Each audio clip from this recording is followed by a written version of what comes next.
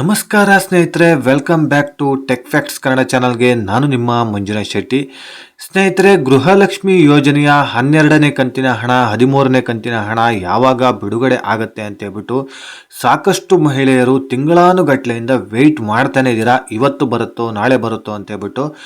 So Gruhalakshmi ಯೋಜನೆ ಬಗ್ಗೆ ಒಂದು ಅಪ್ಡೇಟ್ಸ್ ಈ ವಿಡಿಯೋದಲ್ಲಿ ಇದೆ. ಸೊ ನಾಳೆ ಸೆಪ್ಟೆಂಬರ್ 2ನೇ ತಾರೀಕು ಈ ಒಂದು 15 ಜಿಲ್ಲೆಗಳಿಗೆ ಹಣ ಜಮಾ ಆಗೋದಕ್ಕೆ ಶುರುವಾಗುತ್ತೆ ಬೆಳಿಗ್ಗೆ 10 ಗಂಟೆಯಿಂದ. ಸೊ ಯಾವ ಒಂದು ಜಿಲ್ಲೆಗೆ ಈ ಒಂದು ಗೃಹಲಕ್ಷ್ಮಿ ಯೋಜನೆಯ ಹಣ ಬಿಡುಗಡೆ ಆಗುತ್ತೆ ಅಂತ ಹೇಳ್ಬಿಟ್ಟು ಈ ವಿಡಿಯೋದಲ್ಲಿ ಕಂಪ್ಲೀಟ್ ಆದಂಥ ಮಾಹಿತಿನ ತಿಳಿಸಿಕೊಡುವಂಥ ಪ್ರಯತ್ನ ಮಾಡ್ತೀನಿ. ವಿಡಿಯೋನ ಎಲ್ಲೂ ಸ್ಕಿಪ್ ಮಾಡದೆ ಕೊನೆ ತನಕ ನೋಡೋದಕ್ಕೆ ಟ್ರೈ ಮಾಡಿ.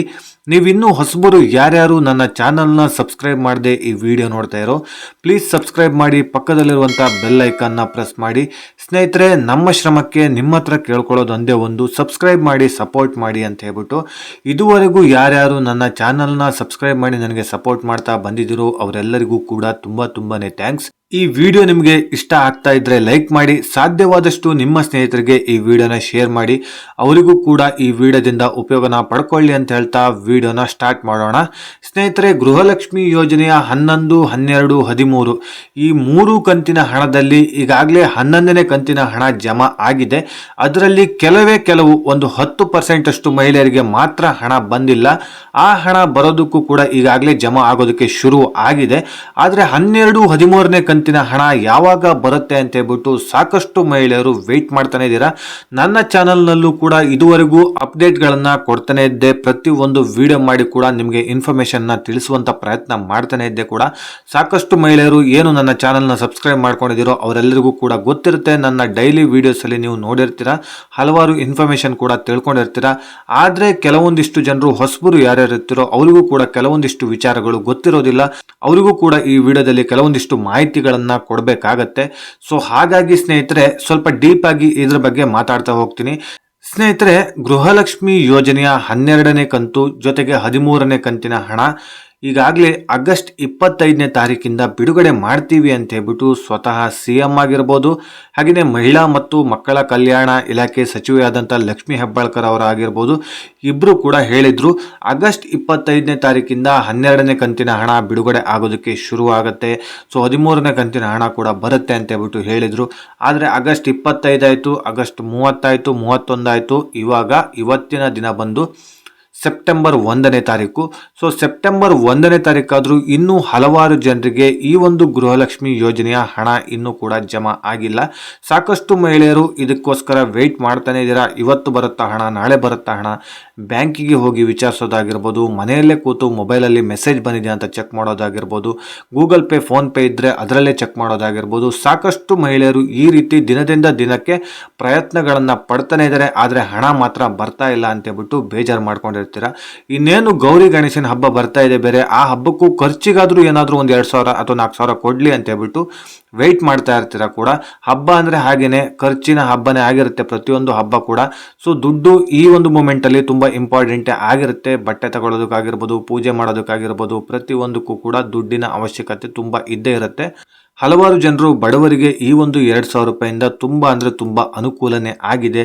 ಆದರೆ ಗೃಹಲಕ್ಷ್ಮಿ ಯೋಜನೆಯ ಹಣ ಈಗಾಗಲೇ ಬಿಡುಗಡೆ ಮಾಡ್ತಾ ಇದ್ದಾರಲ್ಲ, ಅದೆಲ್ಲದೂ ಕೂಡ 11ನೇ ಕಂತಿನ ಹಣ, 12ನೇ ಕಂತಿನ ಹಣ ಕೆಲವು ಜನರಿಗೆ ಮಾತ್ರ ಜಮಾ ಆಗ್ತಾ ಇದೆ. ಎಲ್ಲೋ ಒಂದು 2-3% ಅಷ್ಟು ಮಹಿಳೆಯರಿಗೆ ಮಾತ್ರ 11ನೇ ಕಂತಿನ ಹಣನೇ ಇನ್ನೂ ಕೂಡ ಕ್ಲಿಯರ್ ಆಗಿಲ್ಲ. ಸೊ 10% ಮಹಿಳೆಯರಿಗೆ ಇನ್ನೂ ಕೂಡ ಬ್ಯಾಲೆನ್ಸ್ ಇರೋದ್ರಿಂದ ಅವರಿಗೆ ಕೆಲವೊಂದಿಷ್ಟು ಟೆಕ್ನಿಕಲ್ ಇಶ್ಯೂ ಆಗಿರ್ಬೋದು, ಸರ್ವರ್ ಸಮಸ್ಯೆಯಿಂದ ಹಾಕೋದಕ್ಕೆ ಹಣ ಆಗಿಲ್ಲ ಅಂತ ಹೇಳ್ಬಿಟ್ಟು ಸ್ವತಃ ಲಕ್ಷ್ಮೀ ಹೆಬ್ಬಾಳ್ಕರ್ ಅವರೇ ಹೇಳಿದ್ದಾರೆ. ಸೊ ಕೆಲವೊಂದಿಷ್ಟು ಜನರು ಏನಾಗಿದೆ ಅಂತ ಹೇಳಿದ್ರೆ ಫೇಕ್ ಡಾಕ್ಯುಮೆಂಟ್ಸ್ನ ಕೊಟ್ಟು ಕೂಡ ಅರ್ಜಿನ ಸಲ್ಲಿಸಿದ್ದಾರೆ. ಇನ್ಕಮ್ ಟ್ಯಾಕ್ಸ್ ಆಗಿರ್ಬೋದು, GST ಪೇ ಮಾಡೋದಾಗಿರ್ಬೋದು, ಈ ರೀತಿ ಮಾಡ್ತಾ ಇರೋರು ಕೂಡ ಸಿಕ್ಕೊಂಡು ಬಿದ್ದಿದ್ದಾರೆ. ಜೊತೆಗೆ ಮಾಡದೇ ಇರೋರು ಕೂಡ ಈ ಒಂದು ಲಿಸ್ಟಲ್ಲಿ ಸೇರ್ಪಡೆ ಆಗಿದೆ. ಅಂಥವರು ಕೂಡ ತುಂಬ ಜನರಿದ್ದಾರೆ. ಅದೆಲ್ಲ ವೆರಿಫಿಕೇಶನ್ ಈಗ ಆಗಿದೆ. ಅಂಥವರಿಗೆ ಹಣ ನಾವೀಗ ಹಾಕ್ತಾ ಇದ್ದೀವಿ. ಇದು ಮುಗಿದ ತಕ್ಷಣವೇ 12 ಜೊತೆಗೆ 13ನೇ ಕಂತಿನ ಹಣ ಬಿಡುಗಡೆ ಮಾಡ್ತೀವಿ ಅಂತ ಹೇಳ್ಬಿಟ್ಟು ಒಂದು 4-5 ದಿನದ ಹಿಂದೆನೆ ಹೇಳಿದ್ರು. ಆದರೆ ಈಗ ಬರ್ತಿರುವಂಥ ಮಾಹಿತಿ ಏನಂತ ಹೇಳಿದ್ರೆ, ನಾಳೆ ಸೋಮವಾರ ಬೆಳಿಗ್ಗೆ 10 ಗಂಟೆಗೆ ಈ ಒಂದು 15 ಜಿಲ್ಲೆಗಳಿಗೆ ಹಣ ಜಮಾ ಆಗೋದಕ್ಕೆ ಶುರು ಆಗುತ್ತೆ. ಸೊ ಗೌರಿ ಗಣೇಶ ಹಬ್ಬದ ಒಳಗಾಗಿ ಸಾಕಷ್ಟು ಮಹಿಳೆಯರಿಗೆ ಈ ಒಂದು ಗೃಹಲಕ್ಷ್ಮಿ ಯೋಜನೆಯ 4,000 ರೂಪಾಯಿ ಹಣನ ಪಡ್ಕೊಳ್ಬೋದಾಗಿದೆ. ಸೊ 12-13ನೇ ಕಂತಿನ ಹಣ ಒಟ್ಟಿಗೆ ಜಮಾ ಆಗುತ್ತೆ ಅಂತ ಹೇಳ್ಬಿಟ್ಟು ಮಾಹಿತಿ ಬರ್ತಾ ಇದೆ. ಒಟ್ಟಿಗೆ ಜಮಾ ಆಗಿಲ್ಲ ಅಂತ ಹೇಳಿದ್ರು 2,000 ರೂಪಾಯಿ ಅಂತೂ ಪಕ್ಕ ಬರುತ್ತೆ ಅಂತ ಹೇಳ್ಬಿಟ್ಟು ಹೋಪ್ಸ್ ಕೊಡ್ತಾ ಇದ್ದಾರೆ. ಹಾಗೇನೆ ಸ್ನೇಹಿತರೆ, ನಾನು ಈಗಾಗಲೇ ಏನು ಹೇಳ್ತೀನೋ 15 ಜಿಲ್ಲೆಗಳು, ಆ 15 ಜಿಲ್ಲೆಗಳಲ್ಲಿರುವಂಥ ಫಲಾನುಭವಿಗಳಿಗೆ ಒಂದೇ ಸಲ ಎಲ್ಲರ ಅಕೌಂಟಿಗೂ ಜಮಾ ಆಗೋದಿಲ್ಲ. ಸೊ 20 ದಿನಗಳು ಬೇಕಾಗುತ್ತೆ. ಒಂದು ಕಂತಿನ ಹಣ ಜಮಾ ಆಗ್ಬೇಕಂತ ಹೇಳಿದ್ರೆ 20 ದಿನಗಳು ಬೇಕಾಗುತ್ತೆ. ಸೊ 20 ದಿನದ ಒಳಗಾಗಿ ಯಾವಾಗ ಬೇಕಾದರೂ ನಿಮಗೆ ಹಣ ಜಮಾ ಆಗ್ಬೋದು. ಸೊ ನಾನಿವಾಗ ಫಾರ್ ಎಕ್ಸಾಂಪಲ್ ತುಮಕೂರು ಜಿಲ್ಲೆ ಅಂತ ಹೇಳಿದೆ ಅಂತ ಹೇಳಿದ್ರೆ, ತುಮಕೂರು ಜಿಲ್ಲೆಯಲ್ಲಿರುವಂಥ ಎಲ್ಲರಿಗೂ ನಾಳೆನೇ 10 ಗಂಟೆಗೆ ಜಮಾ ಆಗುತ್ತೆ ಅಂತ ಹೇಳೋದಕ್ಕಾಗೋದಿಲ್ಲ. ಆದರೆ ಮಿಕ್ಕಿ ಉಳಿದಂಥ ಜಿಲ್ಲೆಗಳಿಗೆ ಹೋಲಿಸ್ಕೊಂಡ್ರೆ ಈ ಜಿಲ್ಲೆಗಳಿಗೆ ಸ್ವಲ್ಪ ಜಾಸ್ತಿ ಜನರಿಗೆ ಹಣ ಬರುವ ಚಾನ್ಸಸ್ ಇರುತ್ತೆ. ಸೊ ಕರ್ನಾಟಕದಲ್ಲಿರುವಂತಹ ಎಲ್ಲಾ ಜಿಲ್ಲೆಗಳಿಗೂ ಹೋಲಿಸ್ಕೊಂಡ್ರೆ ಈ ಒಂದು 15 ಜಿಲ್ಲೆಗಳಲ್ಲಿ ಜಾಸ್ತಿ ಜನರಿಗೆ ಹಣ ನಾಳೆ ಜಮಾ ಆಗುತ್ತೆ. ಬೇರೆ ಜಿಲ್ಲೆಗಳಿಗೆ ಹೋಲಿಸ್ಕೊಂಡ್ರೆ ಈ ಜಿಲ್ಲೆಗಳಲ್ಲಿ ಸ್ವಲ್ಪ ಜಾಸ್ತಿ ಜನರಿಗೆ ಹಣ ಜಮಾ ಆಗುತ್ತೆ. ಬೇರೆ ಜಿಲ್ಲೆಗಳಿಗೂ ಜಮಾ ಆಗುತ್ತೆ, ಬಟ್ ಏನಂತ ಹೇಳಿದ್ರೆ ಎಲ್ಲೋ ಒಬ್ಬೊಬ್ಬರಿಗೆ ಜಮಾ ಆಗೋ ಚಾನ್ಸಸ್ ಇರುತ್ತೆ. ಮಿಕ್ಕಿ ಉಳಿದಂತ ಇರುವ ಜಿಲ್ಲೆಗಳಿಗೆ ಸ್ವಲ್ಪ ಎಲ್ಲೆಲ್ಲೋ ಒಬ್ಬೊಬ್ಬರಿಗೆ ಜಮಾ ಆಗುತ್ತೆ ಅಷ್ಟೇ. ಈ ಜಿಲ್ಲೆಗಳಲ್ಲಿ ಜಾಸ್ತಿ ಜನರಿಗೆ ನಾಳೆ ಜಮಾ ಆಗ್ತಾ ಇದೆ. ಓಕೆ, ಹಾಗಿದ್ರೆ ಯಾವ ಆ 15 ಜಿಲ್ಲೆಗಳು ಅಂತ ತಿಳ್ಕೊಳ್ಳೋದಾದ್ರೆ, ಚಾಮರಾಜನಗರ, ಚಿಕ್ಕಮಗಳೂರು, ದಕ್ಷಿಣ ಕನ್ನಡ, ಹಾಸನ, ಕೊಡಗು, ಮಂಡ್ಯ, ಮೈಸೂರು, ಉಡುಪಿ, ಕಲಬುರಗಿ, ಬಳ್ಳಾರಿ, ಬೀದರ್, ಕೊಪ್ಪಳ, ರಾಯಚೂರು, ಯಾದಗಿರಿ ಮತ್ತು ವಿಜಯನಗರ. ಈ ಒಂದು 15 ಜಿಲ್ಲೆಗಳಲ್ಲಿರುವಂತಹ ಫಲಾನುಭವಿಗಳಿಗೆ ನಾಳೆ ಬೆಳಿಗ್ಗೆ 10 ಗಂಟೆ ಸೆಪ್ಟೆಂಬರ್ 2ನೇ ತಾರೀಕು ಸೋಮವಾರ ಬೆಳಿಗ್ಗೆ 10 ಗಂಟೆಯಿಂದ ಈ ಒಂದು 15 ಜಿಲ್ಲೆಗಳಲ್ಲಿರುವಂತಹ ಫಲಾನುಭವಿಗಳಿಗೆ ಅಕೌಂಟಿಗೆ ಹಣ ಜಮಾ ಆಗ್ತಾ ಇದೆ. ಹಾಗೇನೆ ಸ್ನೇಹಿತರೆ, ನೀವು ಕೇಳಬಹುದು ಇನ್ನುಳಿದಂತ ಜಿಲ್ಲೆಗಳಿಗೆ ಯಾವಾಗ ಹಣ ಜಮಾ ಆಗತ್ತೆ ಅಂತ ಹೇಳ್ಬಿಟ್ಟು. ಸೊ ಇನ್ನುಳಿದಂತ ಜಿಲ್ಲೆಗಳಿಗೆ ಇನ್ನೊಂದು 3-4 ದಿನದ ಒಳಗಾಗಿ ಜಮಾ ಆಗೋದಕ್ಕೆ ಶುರು ಆಗುತ್ತೆ. ಫಸ್ಟ್ ಈ ಒಂದು 15 ಜಿಲ್ಲೆಗಳಿಗೆ ಜಮಾ ಆಗೋದಕ್ಕೆ ಶುರು ಆಗುತ್ತೆ. ಅದಾದ್ಮೇಲೆ ಇನ್ನುಳಿದಂತ ಜಿಲ್ಲೆಗಳಿಗೆ ಹಣ ಜಮಾ ಆಗೋದಕ್ಕೆ ಶುರು ಆಗುತ್ತೆ ಅಂತ ಹೇಳ್ಬಿಟ್ಟು ಮಾಹಿತಿ ಬರ್ತಾ ಇದೆ.